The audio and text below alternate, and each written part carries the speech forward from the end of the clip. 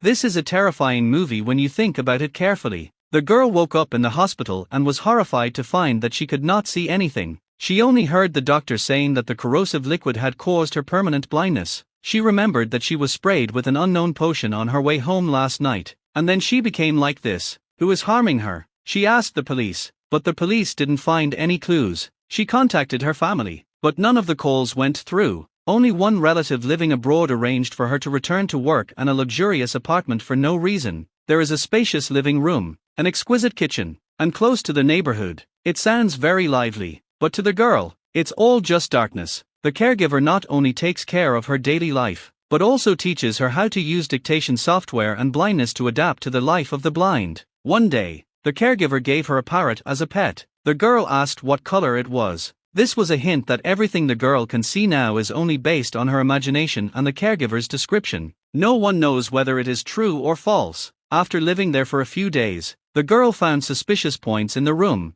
First, there are two windows not far apart. One of them is very windy and noisy, while the other is as quiet as a wall. There was always the same siren outside the window, starting at 11:03 and ending a minute later. Every day, more accurate than an alarm clock. Moreover, although this was a luxury apartment, the TV never had any signal. The girl therefore had no access to any outside information. What was even more terrifying was that she heard a woman crying in the ventilation duct in the corridor. The ventilation duct was connected to the neighbor's house, so she suspected that her neighbor was being abused. But the caregiver said that this was probably just an illusion caused by her excessive anxiety. The girl didn't believe it, so she posted a note on the neighbor's door inviting her to come for tea. The next day, the neighbor really came, but her tone sounded relaxed and comfortable, and she didn't feel that she had been abused at all, until the girl felt a hideous wound on her face. The neighbor became extremely nervous and left this inexplicable sentence. The neighbor hurried away. When the girl went to find her for the second time, she suddenly ran into the neighbor's husband. Although she couldn't see him, the malice he exuded made her feel cold. The man fiercely warned the girl to stay away from his wife, otherwise she would just wait and see. The frightened girl called the caregiver, but she didn't expect the caregiver to confess to her at this time and said that he would protect her well in the future.